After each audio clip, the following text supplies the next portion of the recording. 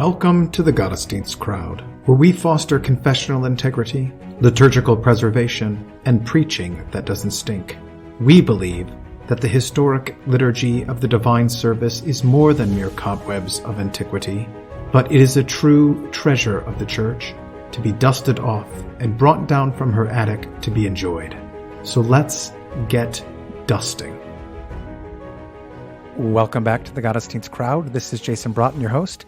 Today, we have with us Dave Petersen. We will be looking at the gospel reading for the 16th Sunday after Trinity. So welcome back, Dave. Thank you. The reading is Luke 7, verses 11 to 17, the widow's son at Nain. I'll go ahead and read that in the ESV, and then we can chat. Sounds good. Soon afterward, Jesus went to a town called Nain, and his disciples and a great crowd went with him. As he drew near to the gate of the town, behold, a man who had died was being carried out, the only son of his mother, and she was a widow, and a considerable crowd from the town was with her. And when the Lord saw her, he had compassion on her, and said to her, "Do not weep." Then he came up and touched the bier, and the bearers stood still. And he said, "Young man, I say to you, arise." And the dead man sat up and began to speak, and Jesus gave him to his mother.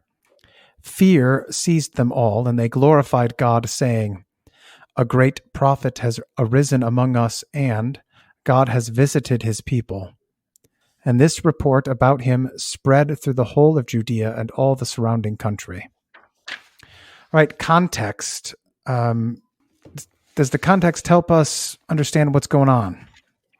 There's a series of things that happen. This is immediately following the healing of the centurion's servant in Capernaum, and this is like 20 miles from Capernaum. So didn't you start out by saying something like soon afterward? Yeah, it came to pass. Yeah. So it's after. That's the servant in Capernaum, and then immediately after this account, this is what the disciples of John the Baptist report to him in prison that causes him to ask, "Are you the coming one or not?" Okay. So I think in this case, the incident that follows is sort of more interesting, right? That the raising of the dead is what's reported, and that seems to get John's attention. Though, of course, it doesn't mean that's the only thing they told him. And in fact, it's plural. So probably both things, the centurion servant and the... So why do you think that would give or raise John's attention? What was the centurion's... Oh, it's not leprosy. It's just, he's just sick to the point of death, isn't it? Yeah. I can't remember. Yeah. So I don't know. I mean, of course, the resurrection, that seems pretty straightforward, that Jesus is the ruler over death. He's the living God, and he's come for this particular purpose, the fulfillment of Job and all that. Healing somebody who's almost about to die, I suppose if we want to try to translate that as the centurion servant was as good as dead or something. It would be sort of more pointed to me if it was a healing of a blind man, because that's a peculiar messianic miracle. But we do have these resurrections. The prophets do those too. So who knows? So that gets John the Baptist thinking, so you're the Messiah, but I'm still in prison. Well, right. That's a really fascinating question to me. I kind of think that, if you're the Messiah, why am I here? Why are you helping them and not me? Oh, and if you can raise the dead, it seems like pretty easy to get me out of prison. Yeah. Well, that's one of the messianic promises, in Isaiah. Yeah. Right. That the prisoners will be set free. Yeah. So why don't you do the rest of the things you said you were going to do? Right. I know we don't want to get dragged down this because I'm like on the minority opinion, but I totally think John the Baptist is actually struggling in his faith at this point. And I just see that as that's the way faith is exercised, is by struggling and by going to Jesus, right? Yeah. So I don't mean to say he's an unbeliever at all, but this idea that somehow, John the Baptist couldn't have any human weakness. He couldn't have doubts because Jesus praises him. Well, my goodness, Jesus wouldn't be able to praise anybody. He praises Peter And I think it's pretty clear Peter has some problems. Yeah. Anyway, let's not get dragged into that question. Yeah. No, we'll keep that for when that Advent. Yeah. Advent 3. There you go. Okay. So in terms of context, it's miracle upon miracle. And so the crowd is with him from that previous miracle and the teaching that came before it, the Sermon on the Plain. We have the Beatitudes in that, right? John or Luke's version of that. So, and that's where he, of course, speaks with, does Luke put it this way, or is that just Matthew? That in response to that, they don't. In Matthew, the response to the Sermon on the Mount is he preaches as one who has authority, not like the scribes and Pharisees. Mm-hmm. So there is this setting up with his public ministry as establishing him as the Messiah, right? That's what John recognizes. Yeah. Okay. All right. So any translation issues for this? Well, I mean, only one kind of piddly one, but it's, I don't like this translation of Clio when he tells her to stop to translate it as weeping, because I think it should be translated as wailing, as opposed to dakuro, which is the word that John uses in John 11. What Jesus does at the death of Lazarus, I would translate as weep in English, because it's a quiet sadness. And this Clio doesn't have to mean wailing. And I suspect what's going on here, especially with this crowd that's following her out, is that we've got these, this Near Eastern wailing tradition.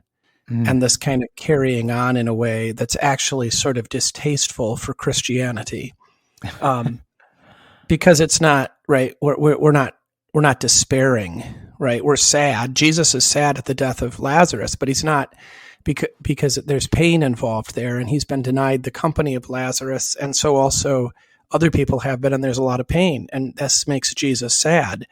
But it's not like Jesus doesn't know the end of the story. Right. He proceeds with perfect faith, totally believing that Lazarus will live again, that he'll see him again, and so forth. And that's the model of faith, to endure sufferings in faith rather than wailing and carrying on. So so that's that's the only real translation. There was something. Oh, I don't like that. I mean, it's fine. It sounded weird to me to say that there was a considerable crowd felt, a bit loose, but I mean, it just says it's a big crowd. Considerable just seemed a little poetic to me, and then I don't know why this isn't the ESV's fault. I don't know. Isn't there in Greek? I thought the word isn't like kome or something like that means village. Isn't there a word for village? Because this word is actually the word city. I can't remember. I think. Well, how did the ESV translate that? Did you say the city of Nain, or a town called Nain? Oh, town. Yeah. I mean, the word. We know it's not very big. I mean, it seems like it is a village. I don't know why it's called a city here, and I wonder if that isn't actually. I wonder if it isn't actually misnamed as a city to invoke other things, right? So. It's a little tiny village. There's only, I think even today, there's only like 1,800 people that live there.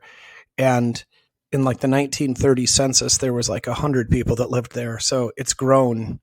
So why would you call it a city when you have other words available? And I wonder if this isn't if this is like, invoking something like the city of Babel, the sort of negative city, the kind of human city thing, or there's the other end of it. And I don't know, the city of God. Sometimes the word sometimes city stands against wilderness. Yeah. Wilderness being evil and city being protection, fortress, right? Safety, a place to worship and the like. And then other times the city is, man's device against nature to try to tame it, like Babel. So I don't have an opinion on it. I just think it's interesting because it seems like the wrong word. Well, I'm wondering if there is. Do you think there's any like Hellenism being used here by Luke to call to mind the polis or the polity or the connection of the people and how they interacted by using that term.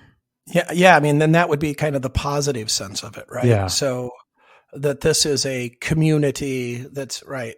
Yeah, maybe I don't know. Maybe I don't want to make a thing out of something's not a thing. If the commentators are right that this was written for a Greek audience, maybe that's precisely the point, that they would understand a polis.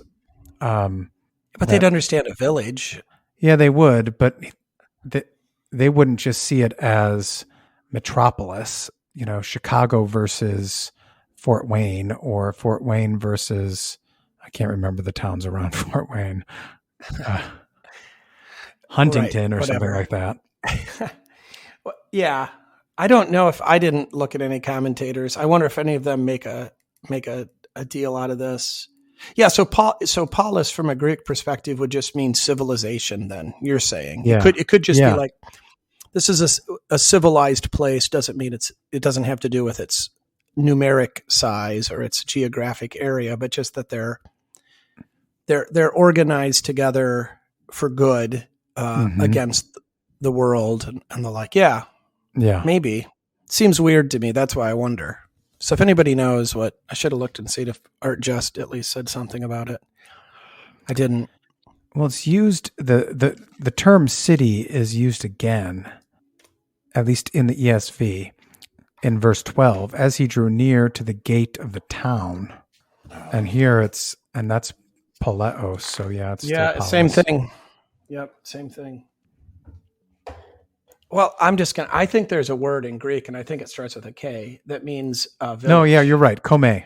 Okay, that's what I thought. So they have options. I mean, there's option. I mean, within the the New Testament. Mm-hmm. Oh well. Anyway, let's go on. Enough on that. That's the way.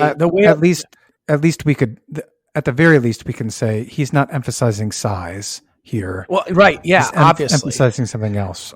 Right. Yeah. So what is it? That'd be the question. Mm-hmm. And do we have enough information? Yeah. And, and so the other thing is, we're going to go out this rabbit trail, but because there could be something to, he meets them at the gate of the city. They're trying to go to the cemetery which is outside the city. Right. So, he stops them, right? They don't make it to the cemetery. He keeps them in the city. He meets them at the gate before they can leave. So I think that sort of maybe gives some weight to the idea of the city being good. Oh, okay. Yeah. Yeah. Yeah. Cause why does he meet him at the gate? I mean, I suppose it's just the way he's going in, but also, there is that kind of, that's the boundary, and they're about to cross over. And it's like, no, don't go to the cemetery. That's the city of the dead, and you're in the city of the living. Well, he never goes into the city. Yeah, no, he doesn't go into the city himself. I mean, at least it's not described as him going into it, right? Yeah. Okay. All right. Well, anyway, he has compassion. That's the important word here, right? That Jesus has compassion on the widow, right? Which, okay, so subtle point here, but worth noting that the compassion is for the survivor, not for the dead. Mm-hmm. Because, of course, again, the expectation is this boy has faith. For us to die is gain, and the sympathy is for the mother that's denied his company. Mm-hmm. And you get that too. The company thing comes out, I think, in a nice way, because right when the young man sits up and he speaks. So what she wants is to hear his voice and to be able to talk to him. Mm-hmm. And I think you can sort of do this thought experiment. So you have this sort of child's game of would you rather be deaf or blind? Yeah. And at first blush, everybody says, I'd rather be deaf because we think sight's so important. Yeah. But it isn't actually.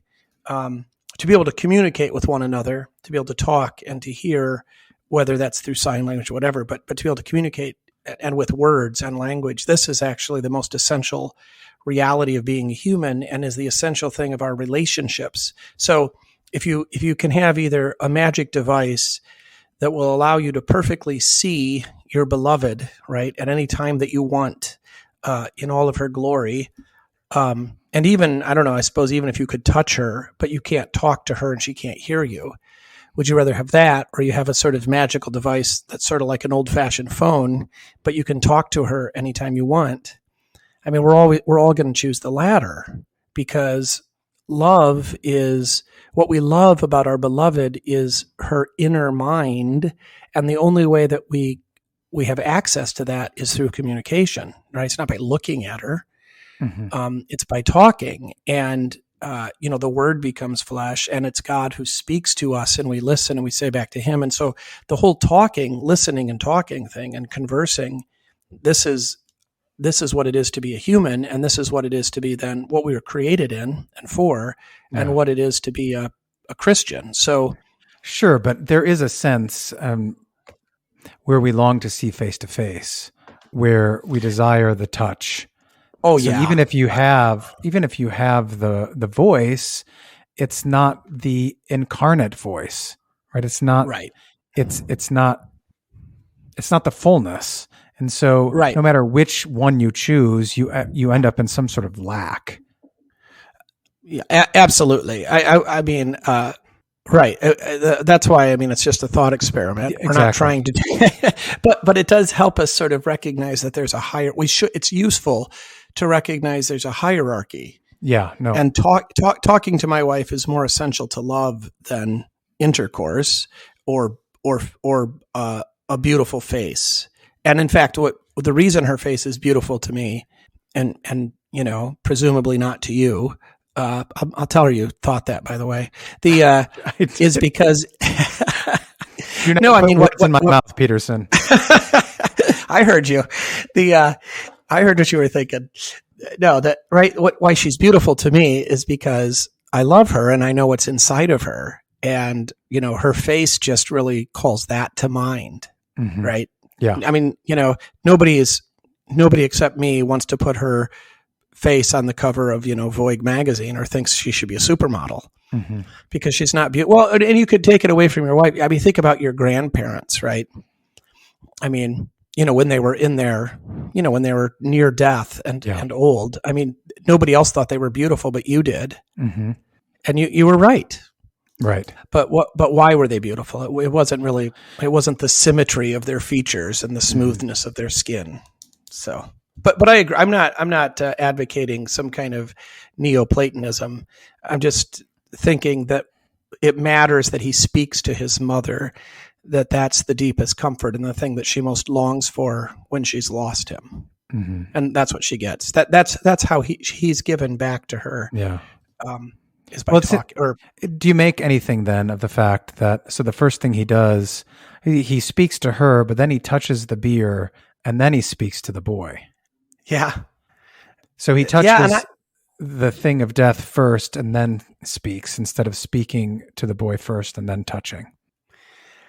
Yeah, I think first of all, right. So we already talked a little bit about this. Don't wail, right? Don't mourn as unbelievers without hope. So you have that. And before that, of course, he has compassion, and that's what drives everything else. So even though it sounds pretty harsh for him to rebuke her, don't wail, he does so from compassion, that he actually loves her and feels for her. Yeah, then he touches the bier. I think this is just... it's a little bit strange, because then, and the bearers stand still, right? So I don't know, why couldn't you just talk to them, said stop? Yeah.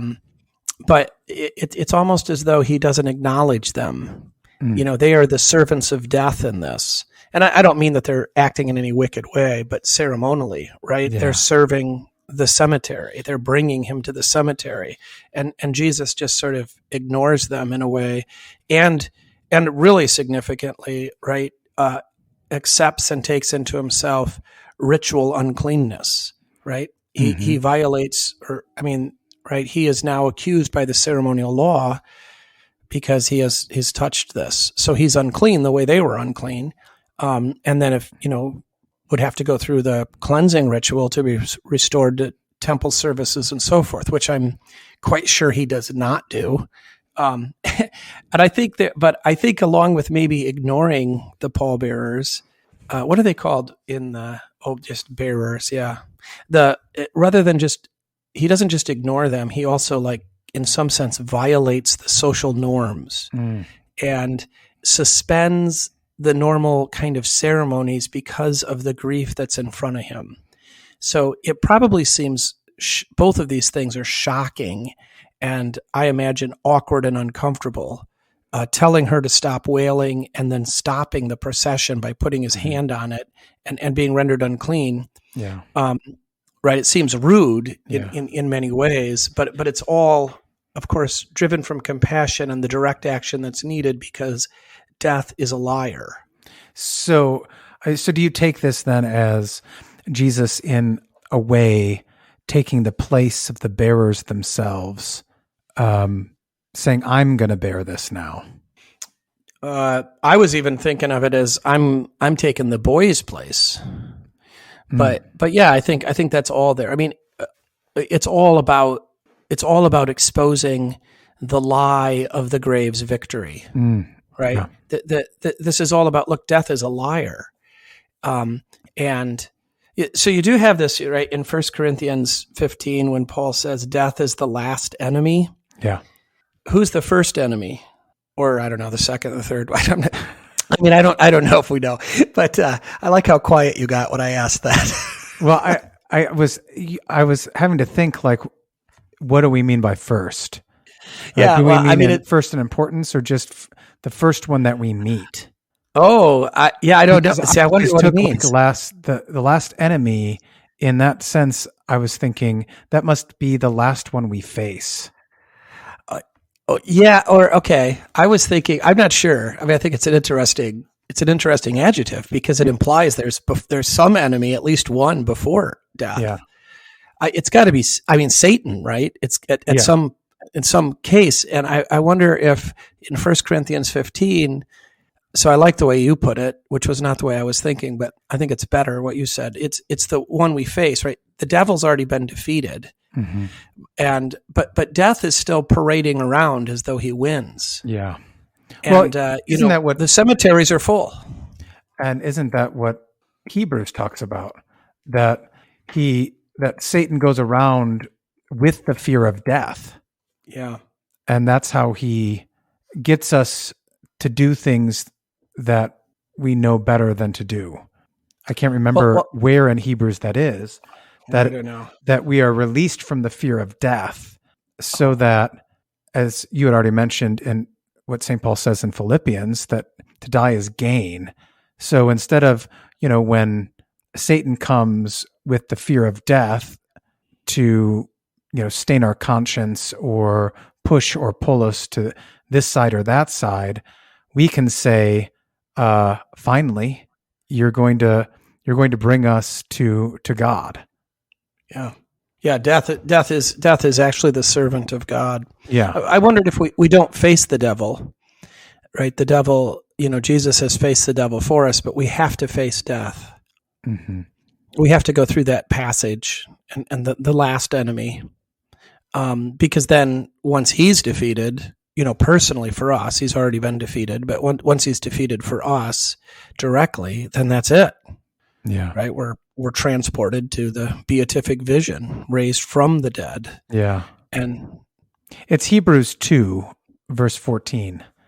Since therefore the children share in flesh and blood, but in Greek it's share in blood and flesh, he himself likewise partook of the same things, that through death he might destroy the one who has the power of death, that is the devil, and deliver all those who through fear of death were subject to lifelong slavery.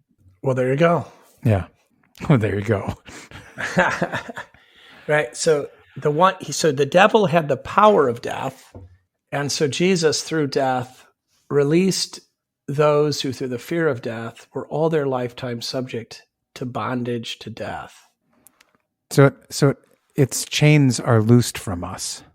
Yeah. And but the problem is, right, well, that's the whole thing, again, back to 1 Corinthians, but this whole, "O grave, where is thy victory?" Yeah. And that's a statement of faith because, right, nobody interrupts our funeral processions. Mm-hmm.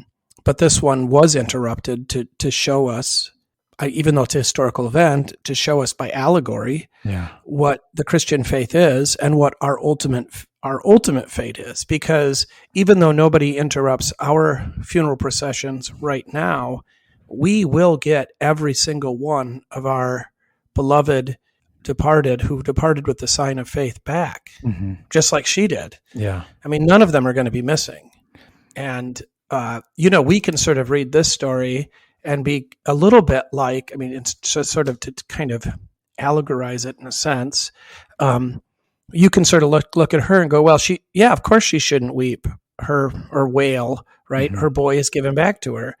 And we have to apply that to ourselves and say, well, we shouldn't be wailing either. Yeah. I mean, it's taken a little longer. We don't get it on the way to the cemetery, but this is the promise completely. Yeah. Literally. That we're going to get them back in their bodies. Like, to your point, right? That it's not going to be an ephemeral spiritual resurrection. It's going to be a full perfection of full humanity, body and soul. This reminds me of something that Wolfmueller said when he was filling in for you one of these days. And he said, seeing things with the eyes of faith is seeing things the way Jesus sees them. And that's kind of stuck with me just in terms of, so what does Jesus actually see here? And how does he conform their eyes to what he sees? Right. He sees that death is a liar. Yeah. But, death feels awfully real and convincing to them, to the people in this funeral procession. Yeah.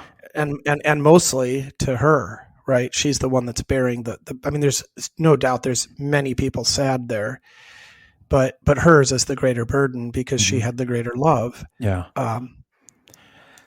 So in terms then, we're still kind of on translation, I think. In terms of verse 16 where it says, and fear seized them all, I mean, that's the word, but what kind of fear are we dealing with here? Yeah, I know. That's a great sentence. Fear, and fear is the subject, right? Fear is active. It does something. It seizes them. I don't know. I mean, so is it? I mean, basically, the question is it servile fear or is it filial fear? Yeah. Right? Is it fear that's the beginning of wisdom, or is it simply recognition that this guy is powerful and his wrath might destroy me, so I better appease him? I mean, it doesn't seem to be. Taking the Hebrews passage, if they were all seized by the fear of death, now they're seized by the one who gives life. Yeah. Yeah. I mean, that's what it seems to read to me, that, that this is godly fear. Yeah. And that I don't want to soften it too much, but there is filial fear has a sense of awe to it. Right. But it's right. It's not, it's not the sort of erotic joy and excitement of a rock concert. Right. It's not. It's a recognition of being in the presence.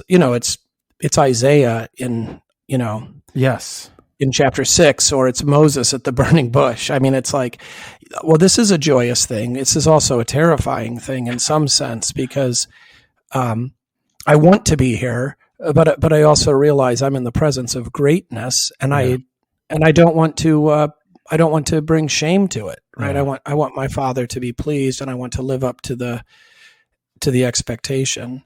Yeah, so it's kind of like the Pevensies when they find out that Aslan is a lion, and they ask if he's tame. Yeah. And the beavers say, "Of course he's not tame. He's a lion, but he's good. But he's good." Right. So this is certainly something. I mean, it's hard to see it as servile fear because of the immediate next sentence, but also because of the context. Right. Yeah. I mean, the only way it could be as if if they think the boy's a zombie or something, but that's ridiculous because what Jesus does isn't confused that way. No. Right. And he speaks. Zombies don't. Yeah. And he speaks. Zombies don't speak. Yeah. I don't know what the zombie rules are, but I don't think they speak. They're the undead. Okay. They don't talk. They just look awful. Yeah. Well, that's a new kind of phenomena. But I mean, anyway, so fear, so it seems to be the right sort of godly fear. And then, of course, because it immediately follows with they're glorifying God. And their statements are theologically astute. They seem to know what they're saying. Yeah. A great prophet has arisen among us seems to be a direct fulfillment of Deuteronomy 18, that God will raise up a prophet like Moses. Mm-hmm. God has visited his people is less easy to find an Old Testament quote for directly, but it could be a couple of places. But I think maybe the best one is Isaiah 7, that he will be, that his name will be Emmanuel, that he will be with us. That God is here on earth as a man. That's how he visits. And I wonder so that seems to me that they're pretty astute in their response. And also Jesus doesn't tell them to be quiet. So in Tyre and Sidon a few weeks ago, when he heals the deaf mute, who also speaking is important in that as well, right? He tells them to not tell anybody, and they do it anyway. Here they're free to proclaim it. I suspect the reason they're told not to do it in Tyre and Sidon is because they're a bunch of pagans. They, and they don't really believe in, they're interested in the power, and they're interested in how they might, monetize this or use this to keep themselves from getting sick. They're worried about mundane things or material things, and they don't understand who the Messiah is. Yeah. Even though their words sound okay. Yeah. And so he doesn't want them, telling people, oh, look, we got a great miracle worker here. 'Cause that's a misunderstanding. Well, I do think that the visitation language is what is used in Exodus for when Moses comes back and tells the people this is what's going to happen. They exclaim, Moses comes and does the signs, and then the people believe the signs, and they worship God because the Lord has visited his people and seen their affliction. I think that's how I don't know if I can find it off the top of my head, but it seems to me that's the kind of one of the refrains or something that is mentioned early on in Exodus when Moses comes back. That sounds great. Yeah, I'm looking. So it'd be after the burning bush, of course, right? And that'd be probably chapter 4 or 5. Well, I like it, and that makes them both. Yeah, that makes Moses the sort of double model as well. So he's the new Moses. Verse 31, chapter 4, verse 31. And the people believed, and when they had heard that the Lord had visited the people of Israel and that he had seen their affliction, they bowed their heads and worshipped. Oh, perfect. Yeah, there you go. That's it. Moses 4:31. And this is after Zipporah says, surely you are a bridegroom of blood to me. It's one of my favorite accounts. I love it. I know God says, go do all this great stuff for me. And then God decided to kill Moses. That's a great example of remonstrance, by the way. Zipporah, that's my favorite example, because she has to rebuke Moses, even though she's subordinate to him, and hold him to his own standards and goodness. And of course, it makes all the difference, right? Moses isn't killed, and the Israelites are delivered. Who knows what would have happened? And it's all because he was just too much of a wimp to circumcise his own kid. Yeah.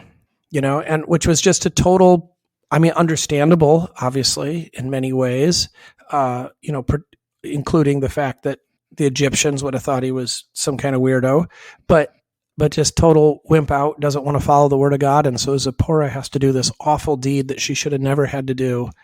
And he is a husband of blood to her, and he deserves the bloody foreskin thrown at him.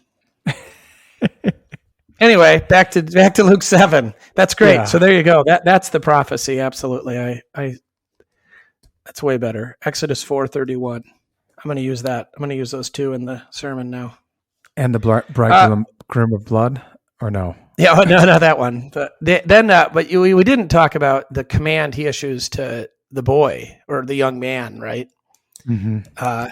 So he tells her to quit weeping, and then he freezes the pallbearers, and then he speaks to the dead, right? Mhm. Arise. And of course, and I love this, and the dead man sat up.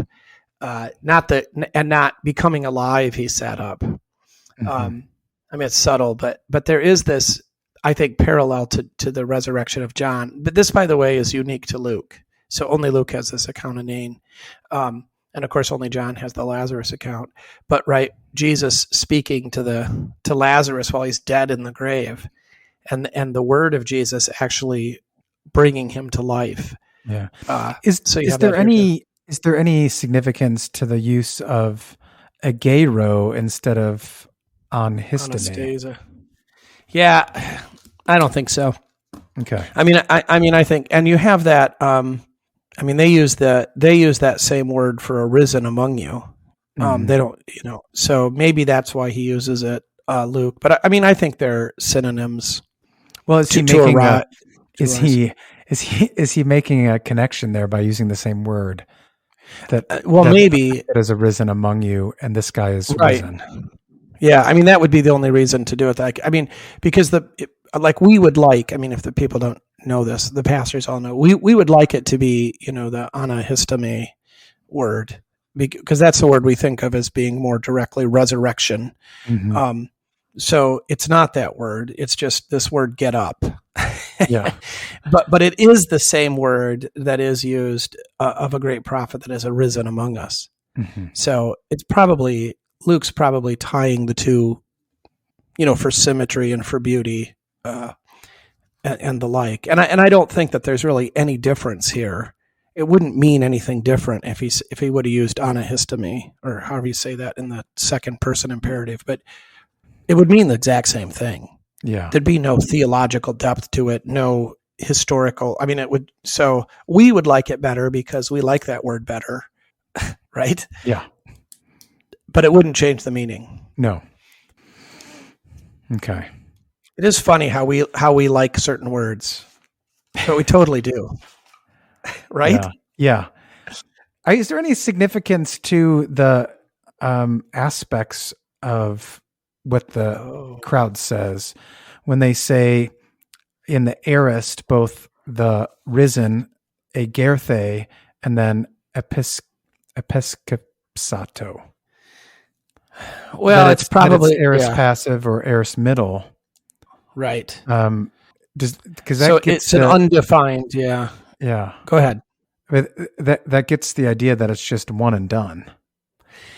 Well, so that's how. See, I don't think that's completely true for the aorist. That's how it's often. So it's not just that it's one and done. Exactly. It's more that it's an absolute, complete action. Yeah. So it can also be like. It's a sort of. He's not arising, right? It's not an ongoing, continuous tense, and it's not something either that's necessarily just a simple past. The aorist can be a simple past, right? He ate a sandwich. Mm-hmm. That would be the aorist, but it can also be a like in English, if we say, I run, mm-hmm. right? That would be a habitual, ongoing activity that's definitive of my person, mm-hmm. kind of habitual thing. Yeah. And the aorist can also stand for that kind of, in a similar way, as a kind of definitive reality. Mm. Okay. You might have to pull out my Wallace here, but I can't reach it. And it's in there. That's all right. We can. You can trust me that they have a bit, I could say almost anything anyway, because, all of these aspects and tenses and stuff sort of. We know enough to be dangerous. Contextually. Yeah, that's right. All right. But anyway, that's what I think it would probably mean in this case. All right. So then, what would you use on this text in terms of preaching doctrine, preaching comfort, exhortation, things like that? Okay. So let's see. I would say for doctrine, which I already said once, all the faithful dead will be returned to us, mm-hmm. And the resurrection of the body. So those are the two doctrinal things. Mm-hmm. We do have, both of those things we're prone to forgetting. So, we do mourn for those whom we've lost, and my Jackie does this to me all the time because I'll complain about my father being gone and he's missing my grandchildren. I'm like, oh, I wish he was here to see this. And she has this great line. And not as much because I've learned not to say it, but then she'll just go, how do you know he isn't? And it's true. I don't know what he's experiencing, but I you know what? He's not missing anything. Right. And you're missing him seeing yes. And we can fill him in if he does something. I mean, to kind of hold to this confidence of the resurrection and the joy that's going to bring and what's due to us. And this is all temporary. So that sort of thing that, to not be, because we're tempted to sort of anger with God or frustration to God or disappointment in that regard. And then his compassion's for the widow, not on the boy. And then the other thing with this whole of the body, we do sometimes kind of veer towards Neoplatonism, because it actually makes more sense than materialism. But there is this reality that we are created to be bodies, and the bodies matter. So that's the only thing I have under doctrine. In terms of rebuking or correcting. Don't mourn like the pagans. So to be sad, but with hope, not to wail, not to make a show of it, and certainly not to despair. Right? Despair, like worry, is a sin. So we are to resist it with the Word of God and with prayer. Also, for doctrine or a kind of consoling thing, I think this, bad things do happen to good people. Which, the Lutheran pastors made a lot of hay over, say, the question, why do bad things happen to good people? And then the Lutheran pastor says, oh, there's no good people. Well, I'm sick of that answer, even if I've given it myself. Here, there's nothing, this widow's not bad. She's a good person. And she's already suffered because she's a widow. And now she's got to lose this.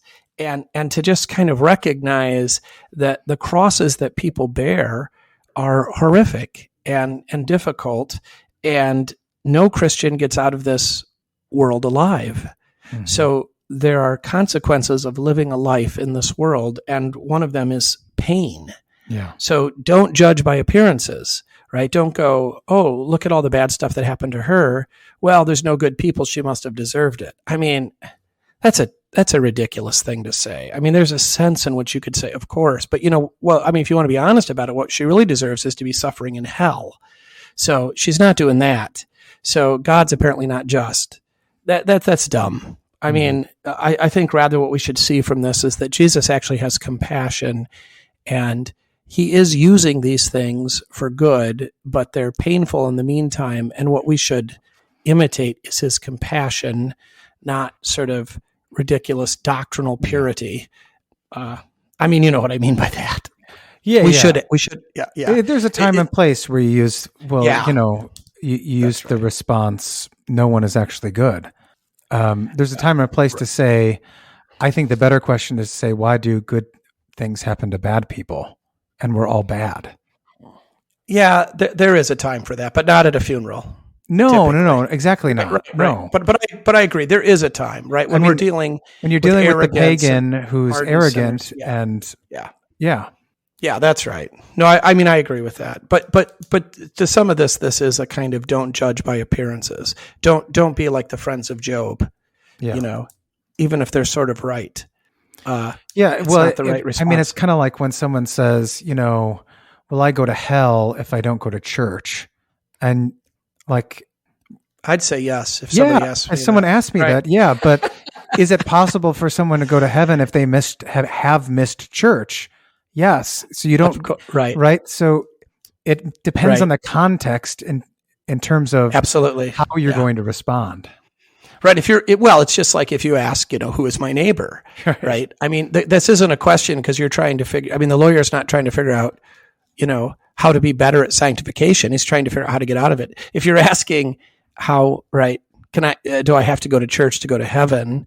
Chances are you're trying to not go to church. Right. So it is a matter of attitude. You're not asking from a point of view of I miss church. I'm afraid because I believe in the third commandment, and therefore I'm afraid of God's wrath. Which, by the way, almost no one is. But Exactly. Most people aren't there. And I you mean, can myself usually tell. included.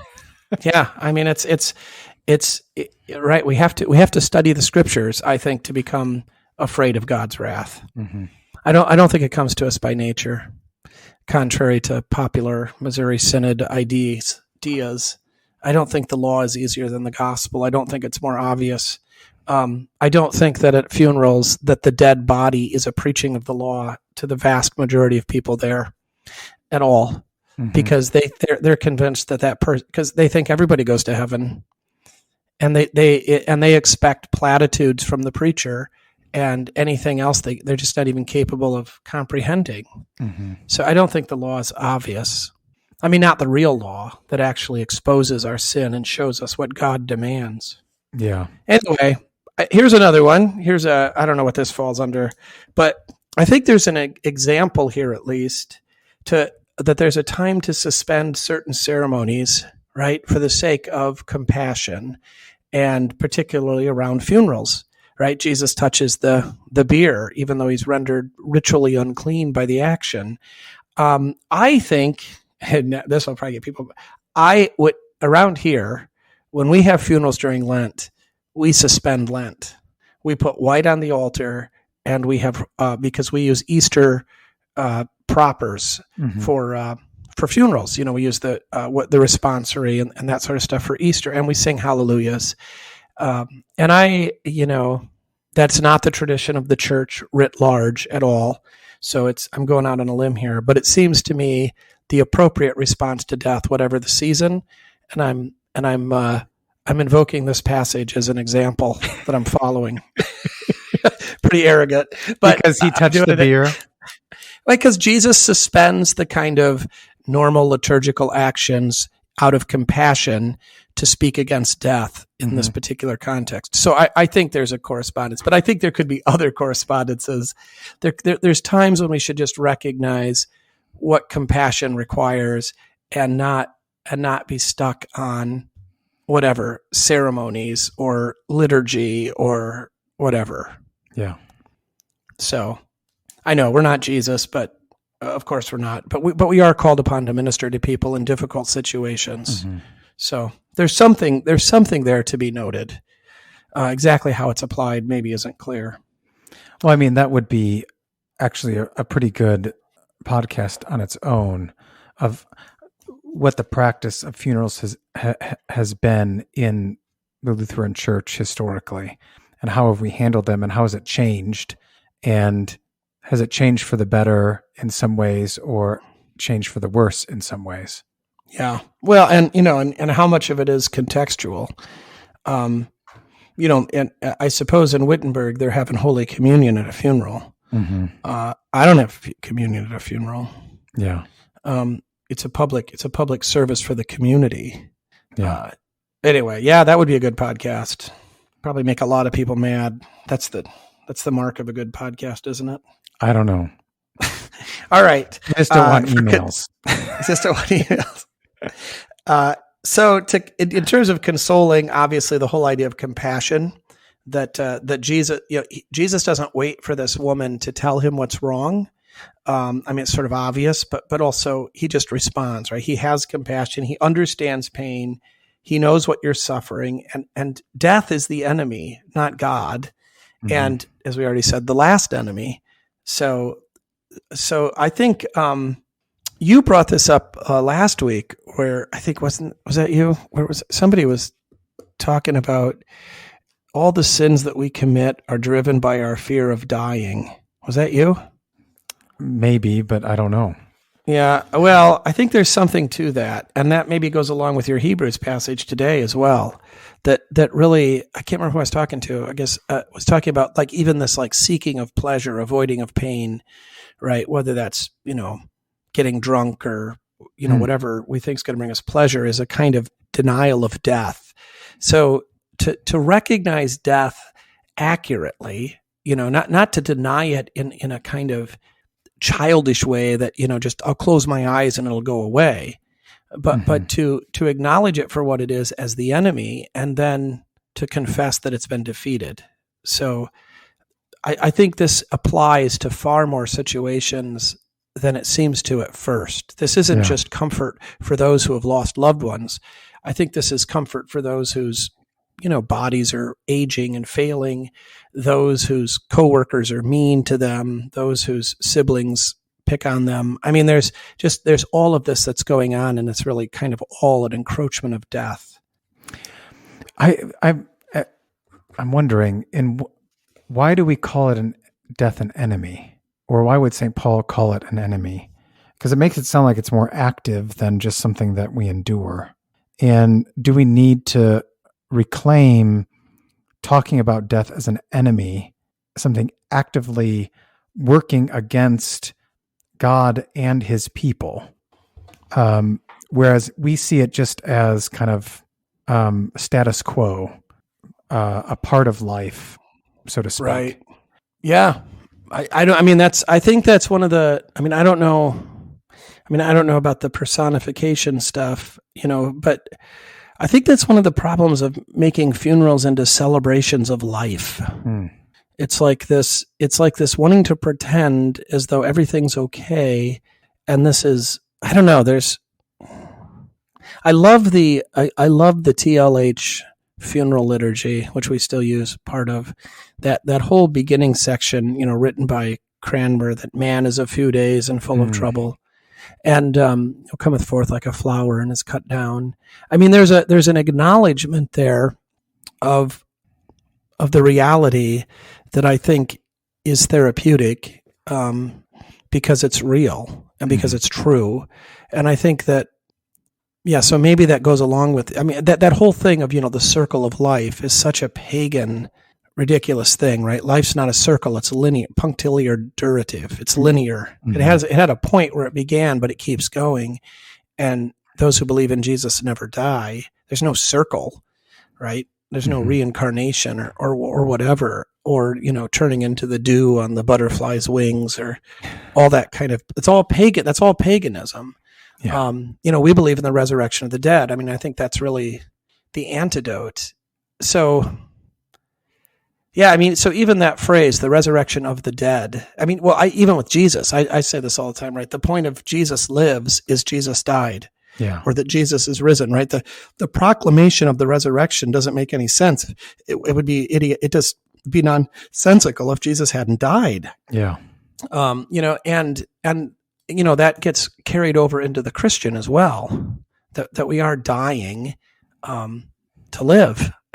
And, it's in dying to this life that the transformation and the promise is finally made complete. So I like the forensic justification idea of that the verdict is pronounced on the cross, right? It is finished, not guilty. But the sentencing, doesn't take place until the last day. And that we're living in this kind of in-between thing. And the point of the last day would be, right, here's the sentence. Live forever in your body with Jesus. Mm-hmm. And living forever in your body with Jesus means you've overcome death, right? So death's been defeated. Death was an enemy. Mm-hmm. And the victory is defined by the defeat of the enemy. So Jesus lives, the resurrection of the body, all that. Yeah. It's kind of like in John's gospel, when he talks about, do not be afraid, for I have overcome the world. And then he repeats this in his letters, where he says, what has overcome the world, but your faith in the one who is raised from the dead. There you go. Perfect. Yeah. Okay. More on your list. That was the whole list. Okay. It did feel kind of short, but it's a fairly straightforward and simple and short gospel. Yeah. Okay. So do you think the rebuking part where you said don't weep or don't mourn could also be the exhortative part as well? Sure. Yeah. Yeah. Learning how to mourn appropriately. Yeah. 5 steps. I'm probably going to go with your, I like this Moses thing, that he's the prophet like Moses, that God is raised up, and then that he's the one like Moses that visits his people. Yeah. And what's nice about that, both of those, is that right when Moses visits the people, I mean, they're still in slavery, but he's performing these miracles, and it's proleptic at that point that this is coming, and they have to receive that by faith. They don't get to walk through the Red Sea on the first day. Yeah. And there's also then, in the second one as well, this at Moses' death, Moses takes them to the brink of the Jordan River, and now Joshua is going to lead them through. So, I mean, there is this sort of Moses is the prophet for this side of glory. I wonder if, if something could be made of that, on this side of glory, I mean, I know he's not the new lawgiver, but that he fulfills the corresponding reality of ministering to people in the midst of, and then the mediation as well, right? Like especially, after the giving of the law and the incredible failure with the golden calf, that this is the kind of prophet we need when we're this kind of a people still living with the fear of death, and waiting for the time when we'll cross over. So I mean, there's a lot of good stuff there. Yeah, that is. I've typically kind of gone on the comparing and contrasting the two processions. Yeah. The one of death and the one of life, and who wins. But so I don't know where I'll go this time. Yeah, I don't know. I've done that. I've definitely done the weeping thing, probably to the point that the people are pretty sick of it. I don't know. They're funny. They're not as bored with our stuff as we are. Yeah. So, and thank God. And they don't like the stuff that we like as much as we think they do. That's right too. Yeah, that's right too. But it is, I mean, they only hear this, I mean, more or less once a year. And by then they've sort of half forgotten it or more. So, I mean, it's not that big of a risk. Like, I already preached this, I've already taught them everything there is to know about this. I mean, that's not true, obviously. But at the same time, I've done it quite a bit. The God has visited his people also pops up early in Luke with Zechariah's prophecy. Right. Yeah, I knew that. But that is not an old. I mean, I guess it kind of. Well, I take that back. I it's like Luke 168, I think. I just looked at it before we talked, but I was thinking, well, that's not in the Old Testament, but it sort of is actually. Right? Because it's Zechariah, the last of the priests standing there, with John, right? One foot in each testament. So, but they wouldn't have been thinking of it. I mean, the